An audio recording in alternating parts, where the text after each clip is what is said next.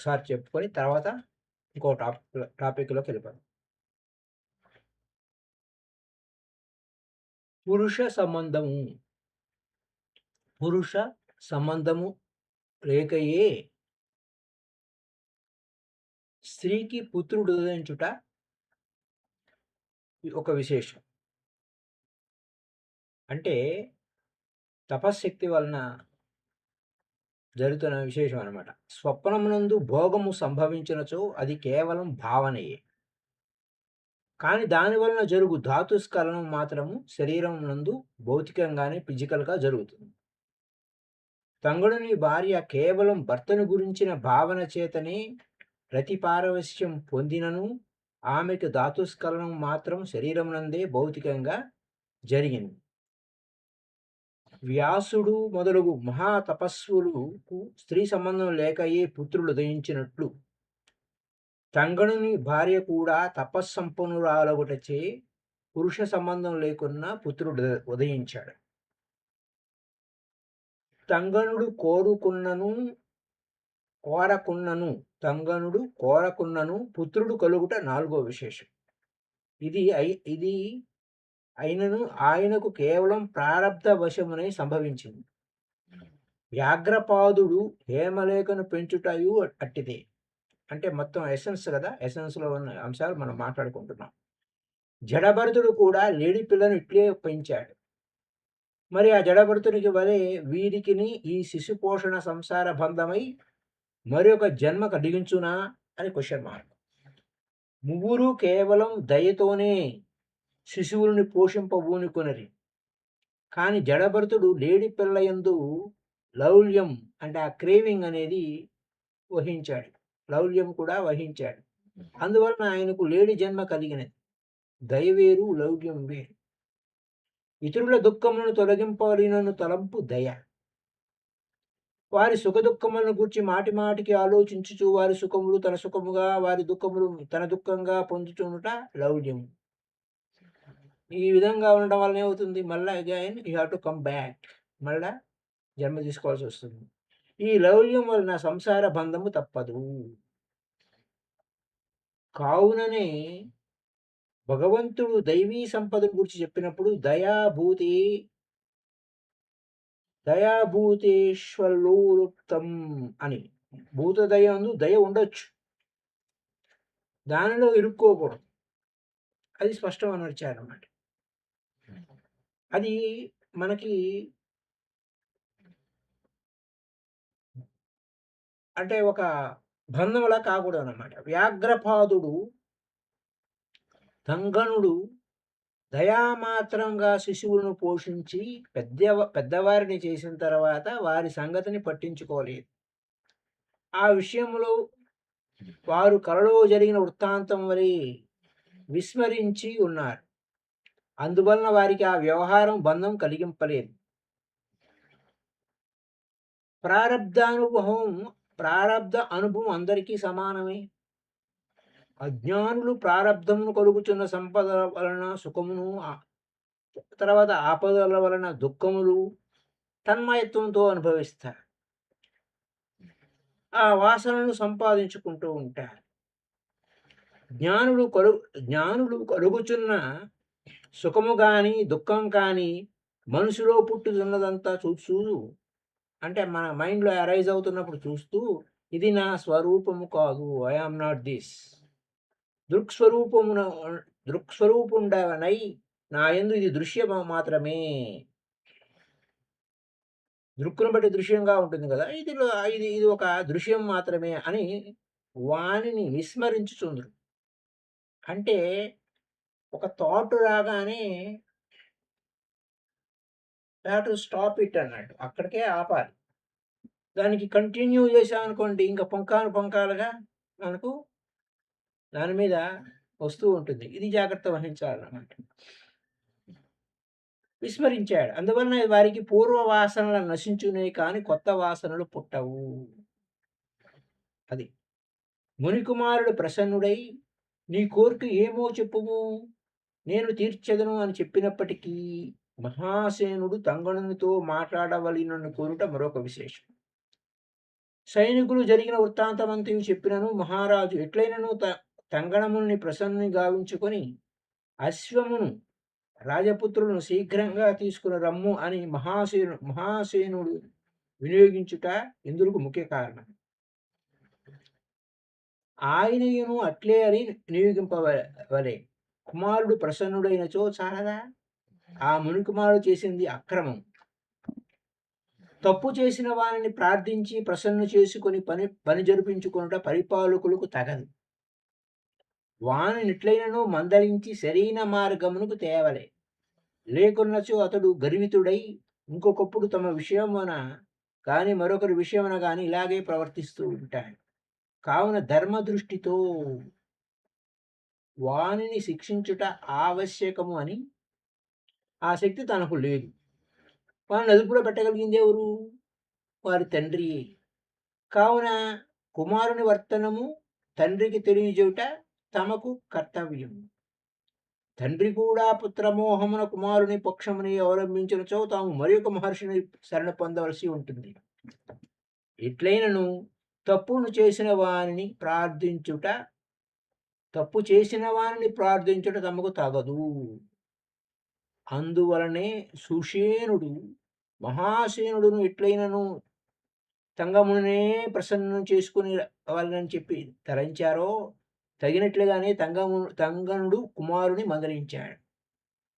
ముని కుమారుడు తండ్రిని సమాధి నుంచి మేలుకొల్పవలసి వచ్చినప్పుడు తాను స్థూల దేహము నుండి సూక్ష్మ శరీరముతో బయలువడి తండ్రి యందు ప్రవేశించి ఆత్మయందు లీనమై ఉన్న ఆయన యొక్క మనసును ఆకర్షించి మేలుకొల్పి మరలా వచ్చి తన స్థూల శరీరము ప్రవేశించాడు. అంతకు పూర్వం తంగడుని భార్య కూడా అలాగే చేసింది. కానీ మునికుమారుడు గండ్ల శరీరంలోనికి పోవునప్పుడు ఇలుపలికి వచ్చినప్పుడు స్థూల శరీరం వదిలినట్టుగా లేదు. అట్లే గుర్రమును రాజపుత్రులను శైలములోనికి తీసుకుని పోయినప్పుడు వారి సూక్ష్మ శరీరమును తీసుకుని పోయినట్లు లేదు. మహాసేనుని విషయమున మాత్రం వాని సూక్ష్మ శరీరమునే లోనికి తీసుకుని పోయి అక్కడ మరొక చోట మరొక శరీరమును సృష్టించి దాని యందు అతనిని ప్రవేశపెట్టాడు. మరి మహాసేనుడు స్థూల శరీరంతో ప్రవేశం లేని శైలంలోనికి గుర్రము రాజపుత్రులు ఎలా ప్రవేశించారు? మునికుమారుడు స్థూల శరీరంతో లోపలికి బయటికి రాకపోకలు ఎలా చేస్తున్నాడు? ఇవన్నీ క్వశ్చన్ మార్క్స్. అష్టసిద్ధులలో అణిమ అనే సిద్ధి కలదు.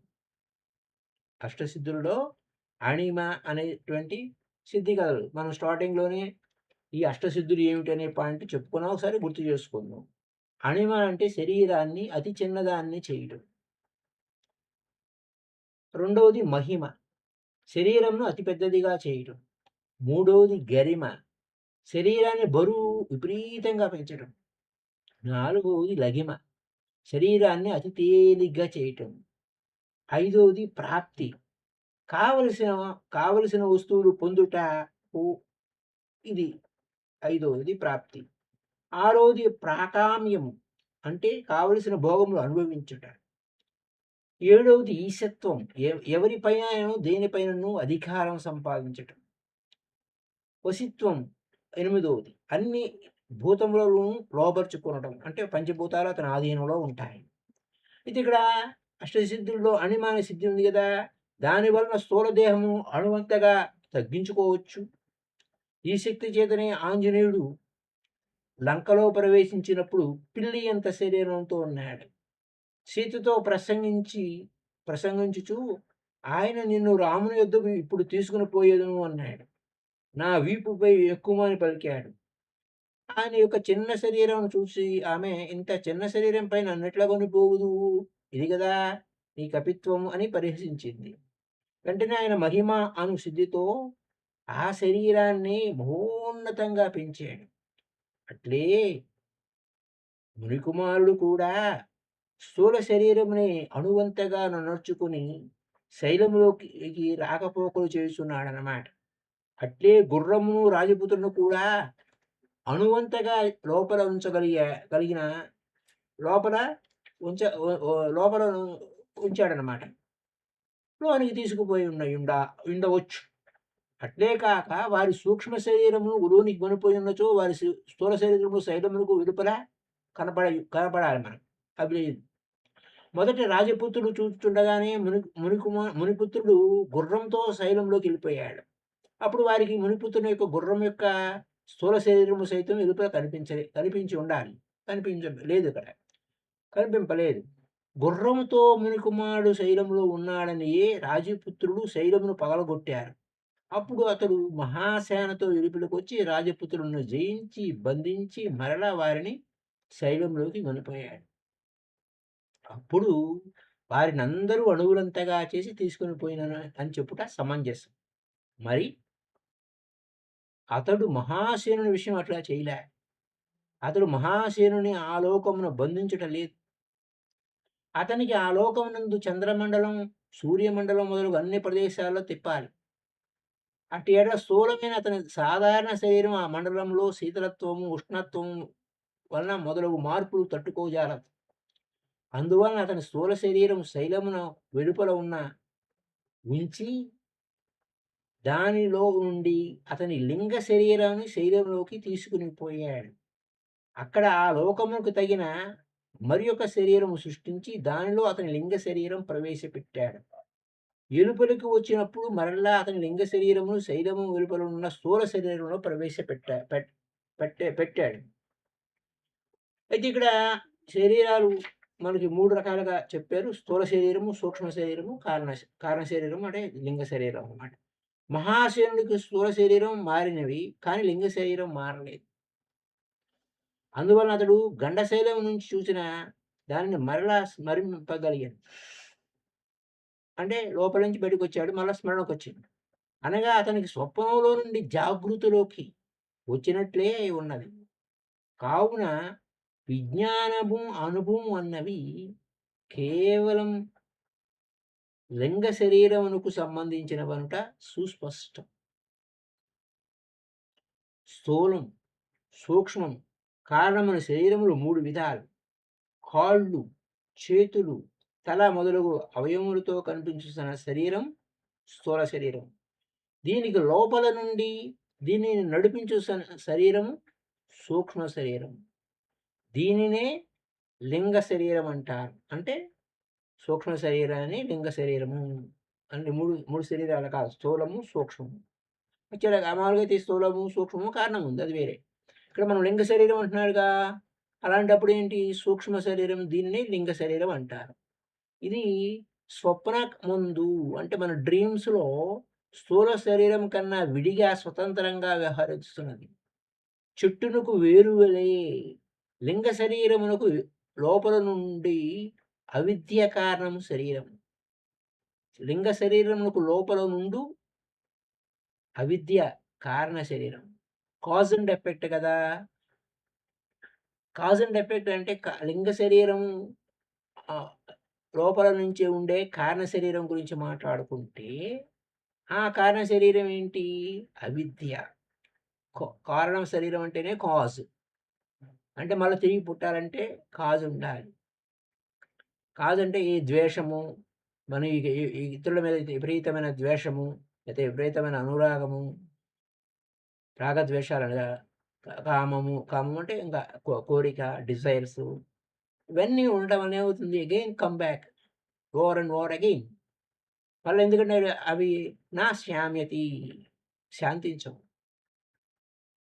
అందుకోసమే ఇవన్నీ వద్దు నాయనా, వీటి జోలికి పోవద్దు, ఎవరిగా ఉండండి. దీనివలన ఏది శాశ్వతం కాదు అనే విషయాల గురించి మనకి ఆధ్యాత్మిక సత్యంలో చెప్తూ ఉంటారు. సరే చూద్దాం. అవిద్య కారణ శరీరం. ఈ అవిద్యయే అవ్యక్తము, మాయా ప్రకృతి అని చెప్పబడుచున్నది. అంటే ఒకటే అంశం ఒక్కొక్క విధంగా చెప్తూ ఉంటారు. ఈ అవిద్యయే అవ్యక్తము, మాయా ప్రకృతి అని చెప్పబడుచున్నది. ఇది సత్వము, రజస్సు, తమస్సు అని 3 గుణాలతో రూపొంది ఉన్నది.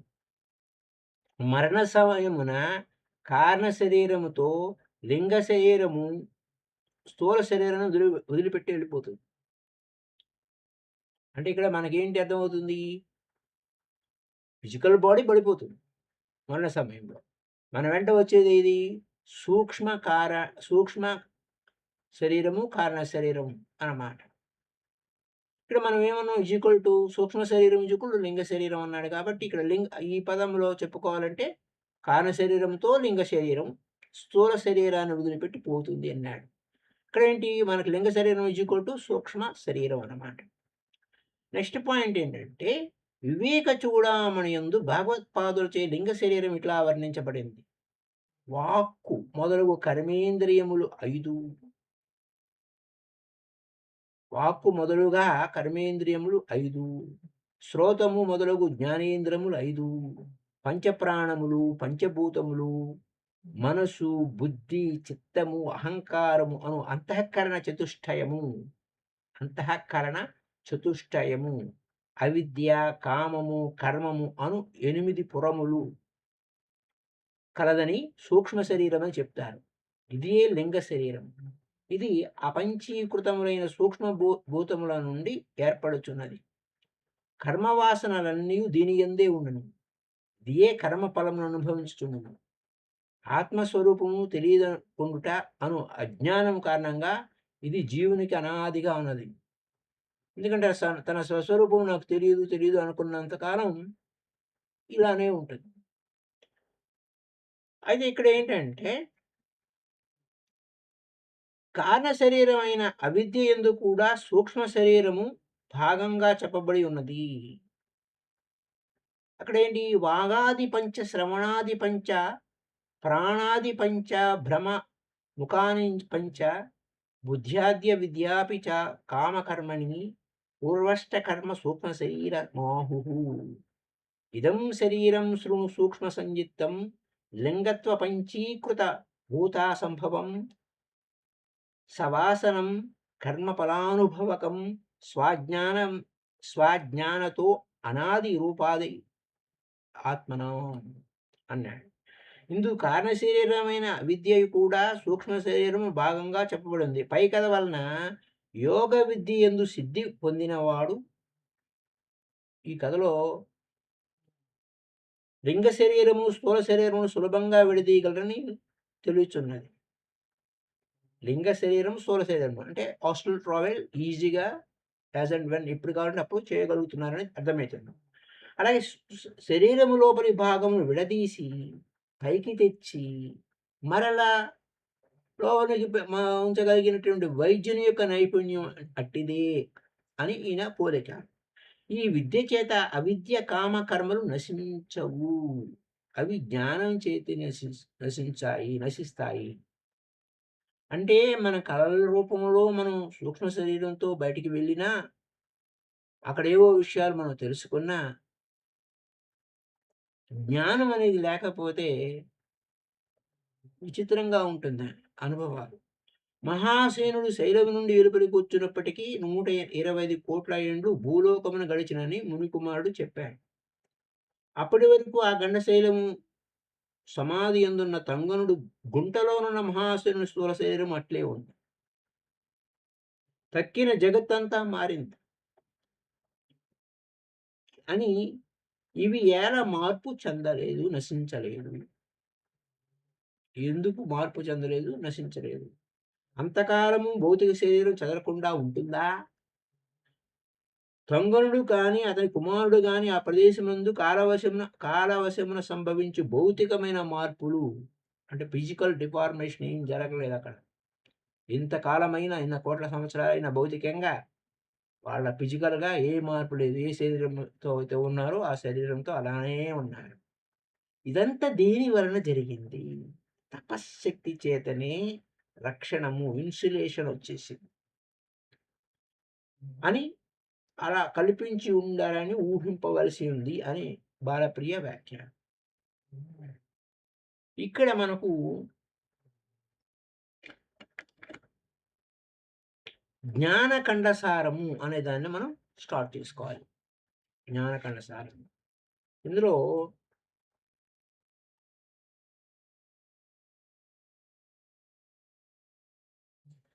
పరశురాముడు ఇవన్నీ కథలన్నీ విన్నాడు. ఈ కథలన్నీ విన్న తర్వాత తన ఆశ్రమానికి వెళ్ళిపోయి గురువుగారు చెప్పింది విన్నదాన్ని అంతా విమర్శించి మరలా గురువు వద్దకు బయలుదేరొచ్చాడు. ప్రణమిల్లి తాను గ్రహించిన దాన్ని ఆయన, "అయ్యా! నాకు ఈ విధంగా అర్థమైంది. దాని పైన కలిగిన సంశయం ఇలా ఉంది. డౌటొచ్చింది. అడుగుతున్నాను" అన్నాడు. "భగవానుడా! నువ్వు పెక్కు కథలతో చెప్పిన విషయాలను అనేక విధాలుగా ఆలోచించాను. నాకింతవరకు తెలిసినది తెలుసుకొనుట లేక జ్ఞానమన్నది ఒక్కటే సత్యము. తెలుసుకొనబడుచున్నదంతయు కల్పితము.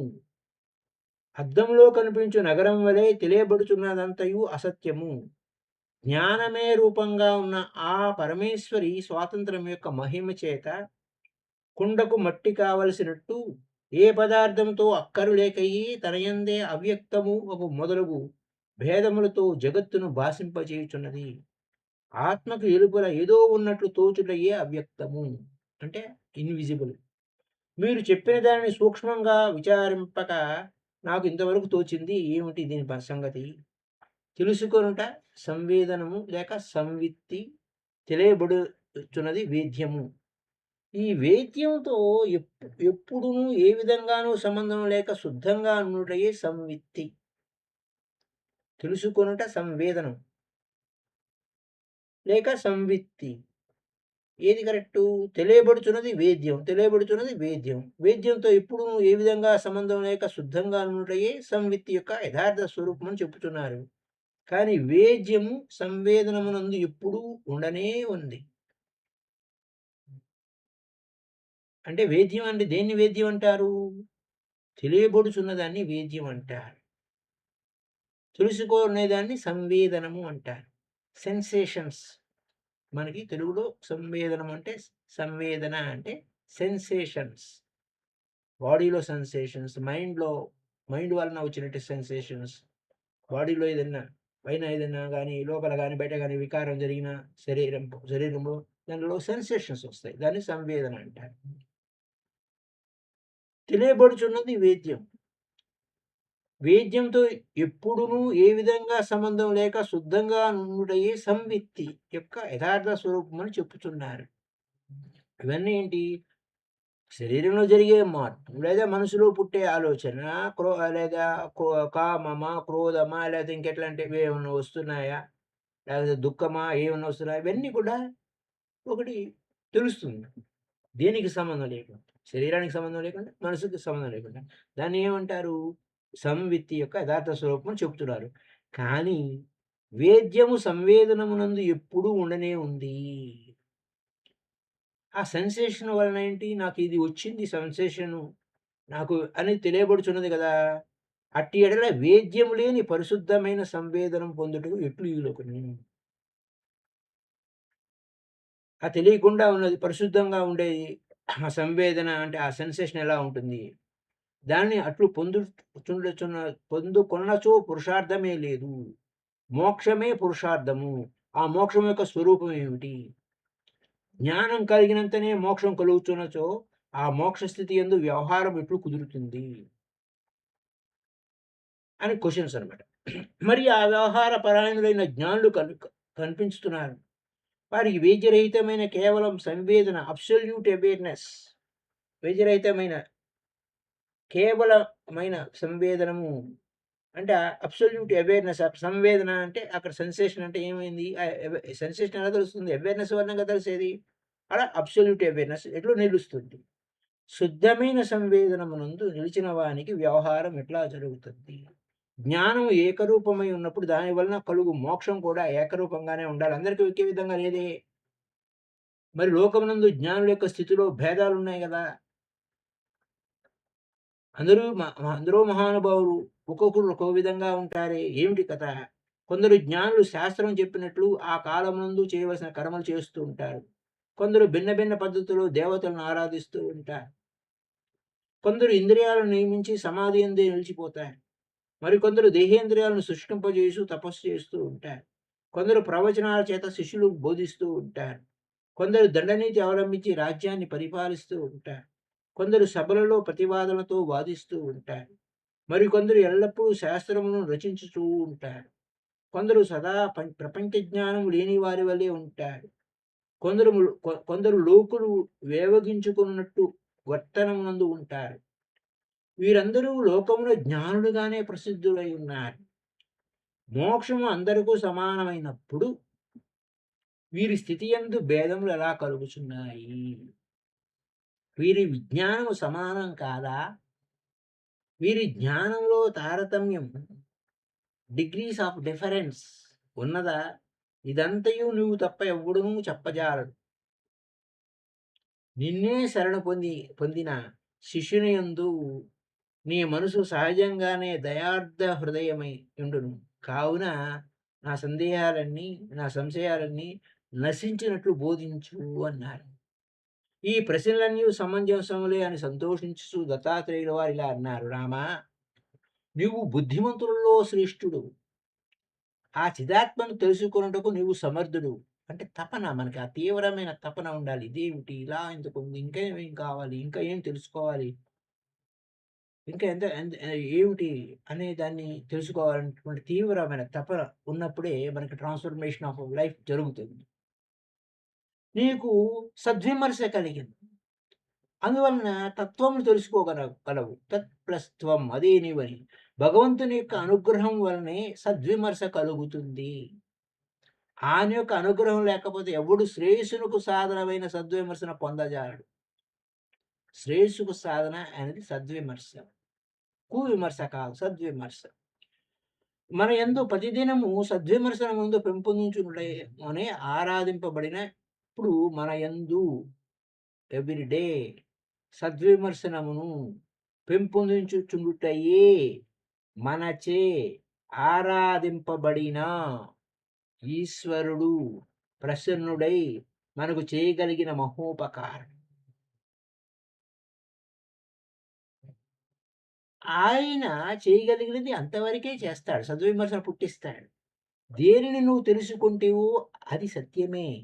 కానీ చిదాత్మను గురించి నీకు చక్కగా తెలియలేదు. కావుననే అద్దమునందు నగరం వలె చిదాత్మ తనయందు జగత్తును భాషింపచేయుచున్నది అని తాటస్థ్యంతో చెప్పుచున్నావు. రైట్? ఆ చిదాత్మయే నేను. ఆ చిదాత్మయే నేను అని నీకు తోచలేదు.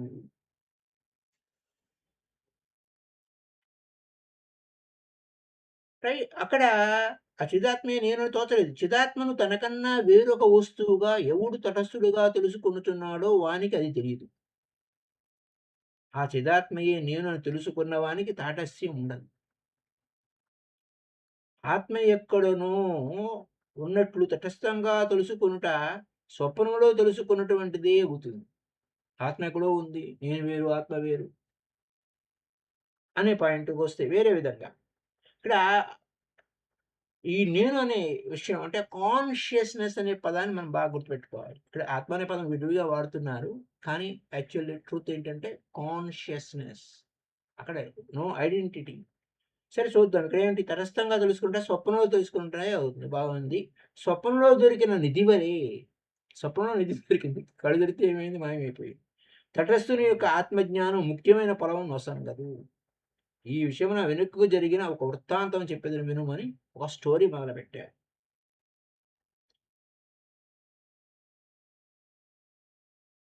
అంటే జనకులు ఎందరో జనకులున్నారు. మనకి జనక మహారాజు అంటే రకరకాల వ్యవహారాలు. అనేక మంది జ జన ఇప్పుడు ఒక డెస్టినీ, ఒక డైనెస్టీ అంతా అనేక మంది ఒకరి తర్వాత ఒకరు, ఒకరి తర్వాత ఒకరు వారిని జనక అని అంటారు. అదే ఒక పోస్ట్ లెక్క. చూద్దాం ఇదేంటో. పూర్వము విదేహ రాజ్యమునందు ఒక ధార్మికుడైన రాజు ఉన్నాడు. ప్రజ్ఞాశాలి అయిన ఆ జనకుడు ఇహపరములు రెండింటిని తెలుసుకొని ఉత్తములైన యజ్ఞము చేత ఆత్మదేవతను ఆరాధించు ఉన్నాడు. విద్యావంతులు, తపస్సులు, కళాకోవిదులు, యజ్ఞములు చేసిన వారు మొదలగు బ్రాహ్మణులు అచ్చట ఉన్నారు. ఆ సమయముననే వరుణుడు యజ్ఞము చేయబూనుకున్నాడు. ఆయన ఆహ్వానింపగా బ్రాహ్మణాదులు చాలామంది వరుణలోకానికి పోలేదు. ఇక్కడే బాగుంది అక్కడెందుకురా పోవడం అని ఎళ్ళలేదు. విద్వాంసులందరూ జనకులచే పూజింపబడుచు సంతుష్టులై అక్కడే ఉన్నారు హ్యాపీగా, సాటిస్ఫాక్షన్‌గా. అప్పుడు బుద్ధికుశలుడైన వరుణుని పుత్రుడు కపట మార్గమున విద్వాంసములు వరుణలోకమునకు తీసుకుని వస్తానని చెప్పి నిశ్చయించుకొని బ్రాహ్మణ వేషమున జనకుని యజ్ఞశాలకొచ్చి రాజును ఆశీర్వదించి సభలోనెల్లరునూ వినుచుండగా అచటనున్న సదస్యులను తిరస్కరించినట్లు అట్లా అన్నాడు. రాజా, కాకులతో గ్రద్దలతో నిండి ఉన్న సరస్సు వలె ఈ యజ్ఞశాల శోభించుట లేదు. శరత్కాలమునందు వికసించు కమలము గల సరస్సు హంస సముదాయముల చేత శోభించున్నట్లుగా సభా విద్వాంసుల సముదాయం చేతనే శోభిస్తుంది. మరి ఈ సభలో విద్యా విశారదుడైన వాడు ఒకడు నాకు కనిపించడం లేదు. అయ్యా, మీకు శుభమగుగాక, నేను పోవుచున్నాను అని అక్కడ అగ్గి వేశాడనమాట. మూర్ఖులతో నిండి ఉన్న ఈ సభలో నేను ఎట్లుండగలను?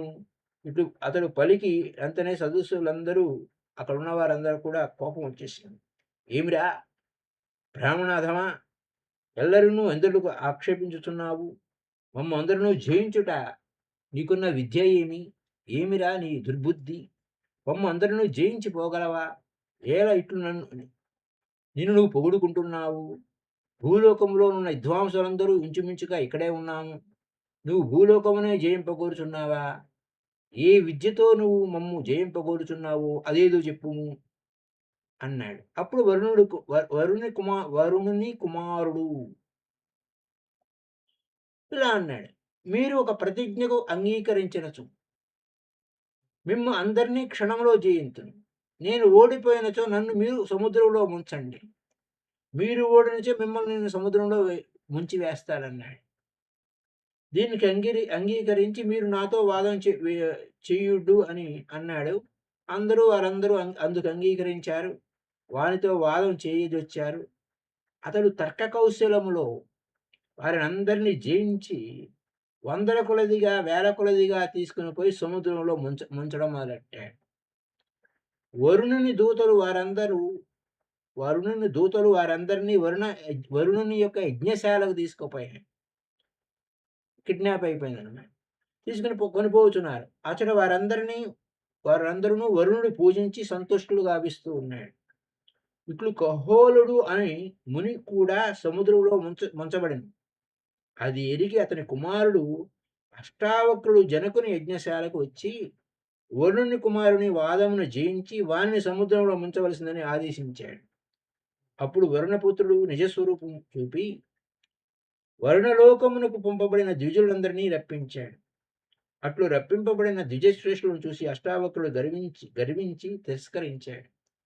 వారందరూ దుఃఖము నుండి ఆ సమయమునకు అచ్చడికొచ్చిన ఒక తాపసిని శరణజొచ్చారు. తాపసిని అంటున్నాడు. అంటే ఆమె కాషాయంబరములు జడలు ధరించి యవ్వనముతో సౌందర్యముతో విలసిల్లుతూ ఉంది. ఆమె వారిని ఓదార్చి సభలోకి పోయి జనకునిచే పూజితురాలై అష్టావక్రుని చూసి ఎట్లను, వత్సా కహోల పుత్ర, నువ్వు చాలా బుద్ధిమంతుడు. వరుణదేవుని పుత్రుని వాదమున జయించి ఈ విద్వాంసులందరినీ విడిపించావు, బానే ఉంది. నిన్ను కొంచెం అడిగెదను. వంచన లేకుండా చెప్పుము. దేనిని తెలుసుకున్నచో సర్వము అమృతమగును, అంటే శాశ్వతమైన ఆనందం. సకల సందేహములు నశించును. ఇక తెలియబడినది కానీ కోరదగనిది కానీ ఏది ఉండదో అట్టిది నీకు తెలిసినచో వెంటనే చెప్పుము. అష్టావక్రుడు ఇట్లా అన్నాడు. అది నాకు తెలియదు అన్నాడు. అష్టావక్రుడు అది నాకు తెలియదు అన్నాడు. తాపసి మరలా చెప్పుతున్నాను వినుము. నాకు ఈ లోకములో తెలియనిది లేదు. ఇది ఎంత?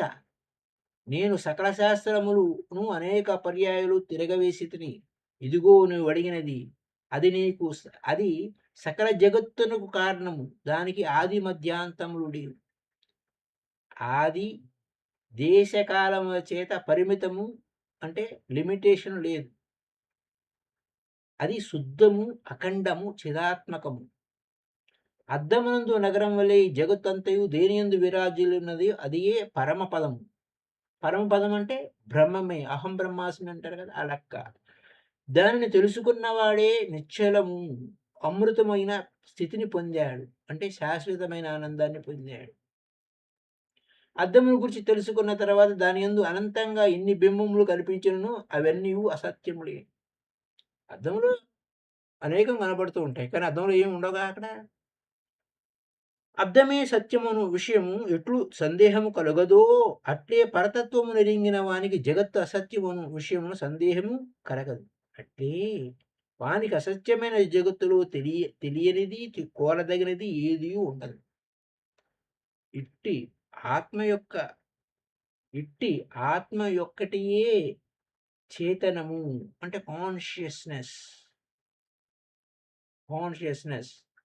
తక్కిన జగత్తంతయు అచేతనమొకటిచే. దానిని తెలుసుకొనువాడు ఇంకొకడు చేతనుడు లేకపోవుటచే అది తెలుసుకొనబడదు. అన్నోవబుల్. ఇట్లు శాస్త్ర దృష్టితో నీవడిగిన తత్వము నిరూపించబడుచున్నది అని. ఇట్లు తాపసి ఇట్లనెను. మునికుమారా, శాస్త్రంలో ఉన్నట్లుగా నువ్వు చక్కగా చెప్పావు. ఇది సర్వసమ్మతమే. కానీ దాన్ని తెలుసుకున్నవాడే నిశ్చలము, అమృతము అయిన స్థితిని పొందును అని మొదట చెప్పితివి. తర్వాత దాన్ని తెలుసుకున్నవాడు ఇంకొకడు చేతనుడు లేకపోవుటచే అది తెలుసుకొనబడదు అని చెప్పితివి. ఇది మొదట చెప్పిన దానికి విరుద్ధము. అది తెలుసుకొనుటకు సాధ్యం కాని దగులుచో నీకు ఎట్లు తెలుసుకున్నావు? అన్నోబులనెలా అన్నావు? నీకు తెలియ నీకు తెలియనిచో అది నాకు తెలియదు కావున లేదు అని నిరూపింపమను. అది ఉన్నది నాకు తెలియను అని నువ్వొందువేని అది తెలియబడదు అని చెప్పవాలి. అసలు ఇది యంత్రము, ఇదంతయు నువ్వు శాస్త్ర దృష్టితోనే అనుకొనుచున్నావు. దానిని నీవు స్వయంగా, అపరోక్షంగా అంటే డైరెక్ట్‌గా ఎక్స్‌పీరియన్స్ వచ్చిందా? పరోక్షము, అపరోక్షము. పరోక్షం అంటే వేరే విధంగా. అపరోక్షము అంటే డైరెక్ట్‌గా ఎక్స్‌పీరియన్స్ తెలుసుకోవాలి. జగత్తు ప్రతిబింబముగానున్నదని నువ్వు ప్రత్యక్షంగా చూచుచు దానిని అద్దంగానున్న ఆత్మను చూచుట లేదని ఎట్లు చెప్పుచున్నావు? ప్రతిబింబమును చూచిన వాడు అద్దమును చూడకుండునా? ఈ విధంగా సభలో అందును జనకుని ఎదుట మాటాడుచూ ఓడిపోయి పరి పరిభవింపబడితివని గ్రహింపకున్నావు అని. ఆమె ఇట్లా అడగంగా అతడు సిగ్గుపడి తల వంచుకొని కొంచెం సేపు ఆలోచించి ఆమె అడిగిన ప్రశ్నకు సమాధానం తోచక ఇట్లనెను. అమ్మా! నువ్వు అడిగిన ప్రశ్నకు నాకు సమాధానం తెలియదు. నేను నీకు శిష్యుడినగుచున్నాను. అవేద్యమైన ఆత్మను తెలిసి అమృతతత్వమును పొందుట అన్నది ఎట్లు నిరూపింపబడుచున్నదో చెప్పుము. నేను అసత్యమును చెప్పను. అది తపస్సు హరిస్తుంది అని. అష్టావక్రుని యొక్క సత్యవచనమునకు ఆమె ప్రసన్నురాలై ఎల్లరూ వినుచుండగా వానితో ఇట్లనెను. కుమారా, దీనిని తెలుసుకొనకపోవుట వలనే అనేకులు భ్రాంతి నొందుచున్నారు. ఇది శుష్క తర్కముల చేత తెలియనిది కాదు. శుష్క తర్కము. శుష్క వేదాంత తమోభాస్కరం అనేది ఉంది మనకు. మలయాళ స్వామి వారు. అంటే ఊరికే వేదాంతం గురించి శుష్కమైన కబుర్లు. నాది గొప్ప అంటే నాది గొప్ప అని గొప్పలు చెప్పుకోవడానికి పనికొస్తుంది. శుష్క తర్కం అన్నమాట. తర్కం వలన. శాస్త్రముల యందు ఎల్లెడలా ఇది చాలా రహస్యంగా ఉంచబడింది. ఇది ఇంతమంది సభాసదుల్లో ఒక్కడును దీనిని ఎరుంగడు. ఇచ్చట ఈ రాజు నేను తప్ప. ఇంకెవరు దీనిని నెరుంగరు. వివాదములలో ఎచ్చటను ప్రశ్నోత్తరములో ఇది కనిపింపదు. తర్కమును మాత్రమే ఆశ్రయించిన సద్వాంసులు దీన్ని తెలుసుకోనజాలరు. కేవలం తర్కమే ఆలోచిస్తుంటే తర్కంలోనే ఉండిపోతారు. అని అంటే ఆ డిబేట్ వలన ఏమవుతుంది? తర్కం వలన నీకు సత్యం తెలియదు. ఎంత సూక్ష్మ బుద్ధితో తర్కించినను సద్గురు సేవ, దేవతానుగ్రహం లేకుండా ఇది తెలియదు. తన విషయము కాక వెలుపలనున్న ఏదో వస్తువును పరిశీలించుతున్నట్లుగా తటస్థమైన బుద్ధితో దీని గురించి ఎంతగా వినను ఇది బోధపడదు. తన విషయంగా మనుషులకు పట్టనంత వరకు ఎవనికైనా వెయ్యి విధాలు బోధించినా ఆ బోధ వ్యర్థమే అగును. అంటే అయి ఇది మనకు తన విషయమే అని అనుకున్నప్పుడు, ఆ ఫీల్ అయినప్పుడు డిఫరెన్స్ ఉంటుంది. ఏ కారణం వల్లనే ఒకడు తన కంఠమునందే ఉన్న ముత్యాల హారం విస్మరించి అంతటా ఎదికి అది దొంగచే హరింపబడినని తలుస్తూ ఉంటే, ఎవరైనా ఒకడొచ్చి "హారం నీ కంఠంలోనే ఉంది గదయ్యా" అన్నాడు. ఆ విధంగా చెప్పినప్పుడు తను తాను చూసుకొని కంఠమునందున్న హారమును చేత్తో పైకి తీసుకొని చూచుట వలన అది లభించినట్లు కాదు. ఆల్రెడీ అది రెడీగానే ఉంది. అంతవరకు వాడు ఎంత సూక్ష్మ బుద్ధితో ఆలోచించినను దాన్ని పొందలేడు. అట్లే, అట్లే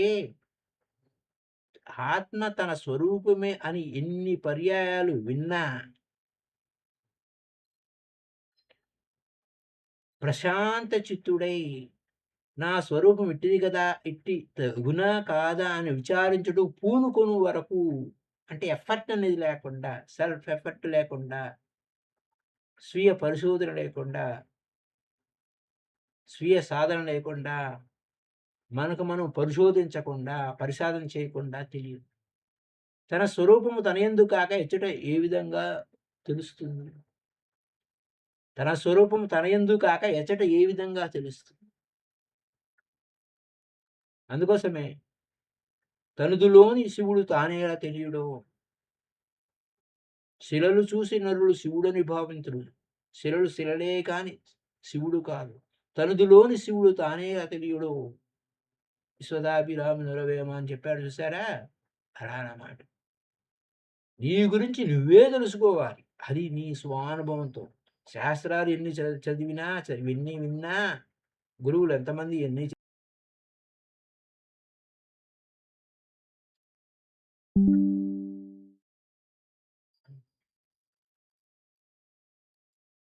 ఓకేనా?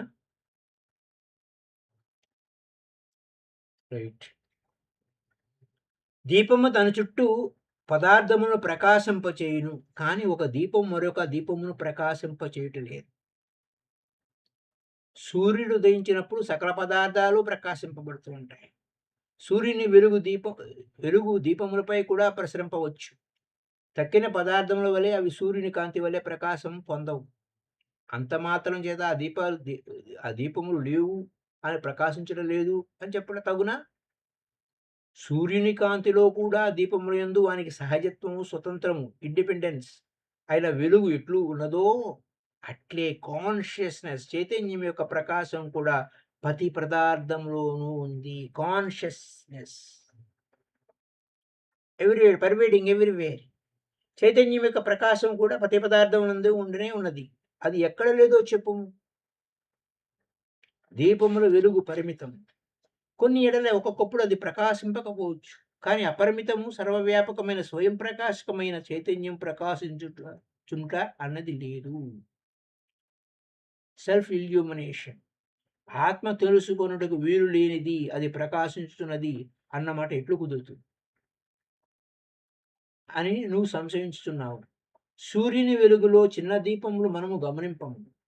అంత మాత్రమున వానిలో వెలుగు లేదని చెప్పవచ్చునా? అట్లే మనం గమనించకున్నను, గమనింపకున్నను. ఇక్కడ కీ పాయింట్, అసలైన కీ పాయింట్ అక్కడ చెప్తున్నారు.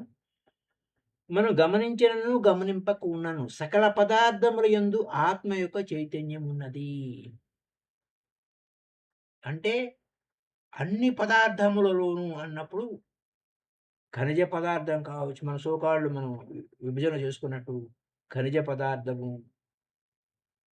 వృక్ష పదార్థము, వృక్షాలు, ఖనిజ సామ్రాజ్యము, వృక్ష సామ్రాజ్యము, జంతు సామ్రాజ్యము, హ్యూమన్ కింగ్‌డమ్. మరి హ్యూమన్ కింగ్‌డమ్ అని సెపరేట్ పెట్టారు గానీ యాక్చువల్లీ జంతువునాం నరో జన్మ దుర్లభం. అది వేరే స్టోరీ. మరి పాతవి, కొత్తవి మాట్లాడుకుంటే కుదరదు. సరే ఇంతవరకు చూద్దాం. సకల పదార్థముల యందు ఆత్మ యొక్క చైతన్యం ఉన్నది. ఈ విషయమును నువ్వు అంతర్ముఖుడవై దృష్టితో చక్కగా విచారింపము. Inner journey. అంతర్ముఖుడవై నీ లోపలికి నువ్వు వెళ్ళు. నీ గురించి తెలియాలి అంటే బయట ఎవడో చెప్పేది కాదు. నీ గురించి నువ్వే తెలుసుకోవాలి. సర్వమునకు ఆశ్రయమై సర్వమును ప్రకాశింపజేయుచున్న ఈ చిత్ శక్తి ఎప్పుడూ ప్రకాశించుట లేదు. అది లేకపోతే మనుగడ లేదు కదా! అది ప్రకాశించినప్పుడు ఏది ప్రకాశించునో చెప్పుము. ప్రకాశింపనప్పుడు ఏది ప్రకాశించును చెప్పు. అది ప్రకాశించకపోతే ఏది ప్రకాశం లేదు. నిద్రయందు ప్రళయమునందు పదార్థమేది ప్రకాశింపకునను చైతన్యం ప్రకాశించుతూనే ఉంది. ఆ నిద్రలో ప్రళయం వచ్చింది. చైతన్యం ప్రకాశించుతూనే ఉంది. నిద్ర నుండి లేచిన వాడు సుఖంగా నిద్రించాను, నాకేదియును తెలియలేదు అని ఎలా చెప్తాడు? చెప్తాడు. సుఖము ఏదియు లేకునుట అను రెండిటిని నిద్రలో ఆత్మరూపమైన చైతన్యమే చూచుచున్నది. కావున నిద్రలో ఆత్మ చైతన్యం ప్రకాశించుతూనే ఉన్నది. అయ్యా! నిద్రలో ఏదియు ప్రకాశింపకుండుటయే తోచుచున్నది. అది చైతన్యం కాదు అని నువ్వు అనొచ్చు. కానీ ఏది ప్రకాశింపదో అది ఎట్లు తోచును? తోచేది ఏది? అంటే సీతారామాంజనేయ సంవాదంలో ఆంజనేయ స్వామి ఇలాగే ప్రశ్నిస్తూ ఉంటాడు. భలే భలే ఉంటుంది. ఇది సేమ్ అలాంటి క్వెషన్ అండ్ ఆన్సర్స్. ప్రకాశింపలేదు అని తోచుట చైతన్యం వలన సంభవించుచున్నది. అట్టి చైతన్యము ఎప్పుడైనను, ఎక్కడైనను ఎట్లు భాషింపకుండును. కాన్షియస్‌నెస్ ఎవరి వేరు కదా! అయినచో అది నిరంతరం ఎట్లు భాషింపచున్నదో నీవు సూక్ష్మంగా విమర్శింపుము. కంటికి కనిపించుతున్నట్టి చెట్టునో, జంతువునో బుద్ధిమంతులందరూ విమర్శింపగలరు. అట్లే గోచరము కాని ఈ ఆత్మ చైతన్యమును నిపుణులైన విద్వాంసులు కూడా గుర్తింపలేకున్నారు. వారు అనంతములైన విషయములపై దృష్టి కలవారై, అంటే మల్టీ డైమెన్షనల్‌గా బయటికెళ్ళిపోతుంది. సంసార పరాయణులవుతున్నారు. ఎవని దృష్టి అయినను ఎంతవరకు విషయముల యందు ప్రవృత్తిని విడిచిపెట్టదో అంతవరకును అది ఏ విధంగానైనను అంతర్ముఖం కానేరదు. బయటకు పోతే అందుకోసమే కళ్ళు మూసుకుంటే లోపలికి, కళ్ళు తెరిస్తే బయటికి. మనం మాట్లాడే విషయాలు, అన్ని విషయాలు ఏది చేసినా బయటికే వెళ్ళిపోతున్నాయి. కాబట్టి అలా కాదు, నువ్వు అంతర్ముఖమై వెళ్ళు. ఎంతవరకు అంతర్ముఖమైన దృష్టి కలగదో అంతవరకును ఆత్మ గోచరింపదు. అది విశేషం అన్నమాట. మరి తర్వాత సంకల్పం పూర్తిగా పోయినప్పుడు మనస్సునకు అంతర్దృష్టి కలుగును. ఇంకా సంకల్పము పూర్తిగా పోయినప్పుడు మనసును అంతర్దృష్టి కలుగును. ఇంకా బయట విషయాలు కాదు. సంకల్పములతో ఉన్న మనసునకు అంతర్దృష్టి అసంభవం. ఒక సంకల్పం తర్వాత ఒక సంకల్పం తర్వాత ఇంకో సంకల్పం ఒక తర్వాత ఒకటి వస్తూనే ఉంటాయి కదా!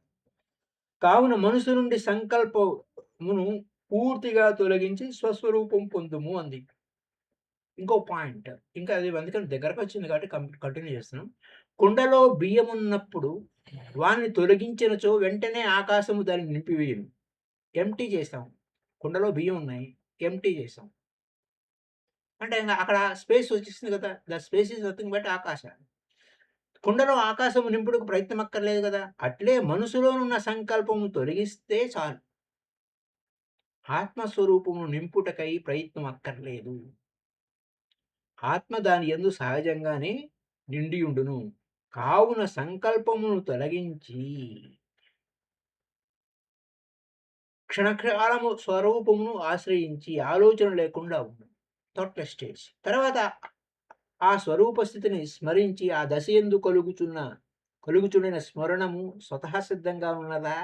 లేక మరియొక దేని చేతనైనా కలుగుచున్నదా అని విమర్శింపు.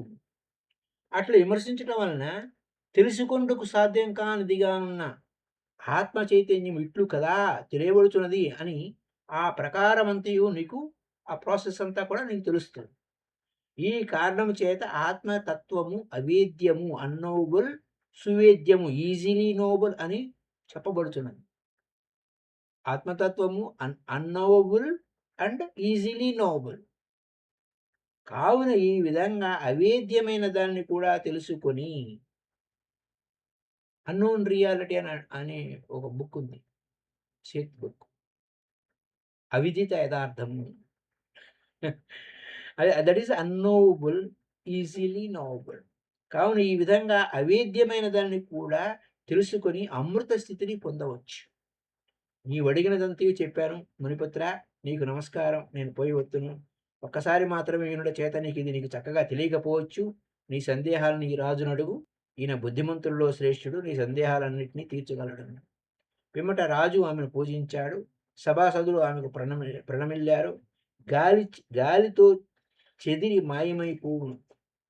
సన్నని మేఘం వలె ఆమె క్షణములో అంతర్ధానమయింది.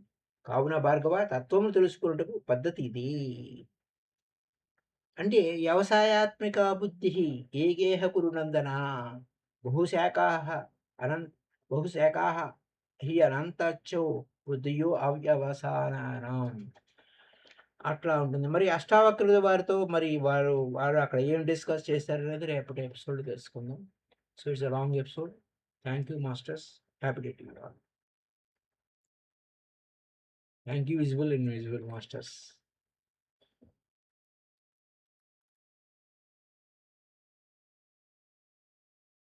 Thank you so much sir for explaining this great. Thank you all the masters. This is all the gift from the మనకి ఈ విషయం ఒకటి ఉంది అని పితామహ పత్రి సార్ మనకు చదవవలసిన తెలుగు పుస్తకాల్లో ఇదొకటని మనకు సూచించబట్టే ఈ బుక్ మనం చదువుకుంటున్నాం. దాన్ని అధ్యయనం చేస్తున్నాం మళ్ళీ మళ్ళీ. అంటే ఒక విషయాన్ని మనకు సంపూర్ణంగా మన అనుభవం అనేది మన అనుభవమే జ్ఞానం. స్వ అనుభవం. మన స్వయం గురించి తెలియాలంటే మనలోకే మనం పోవడం. భలేగుంది కదా! Thank you.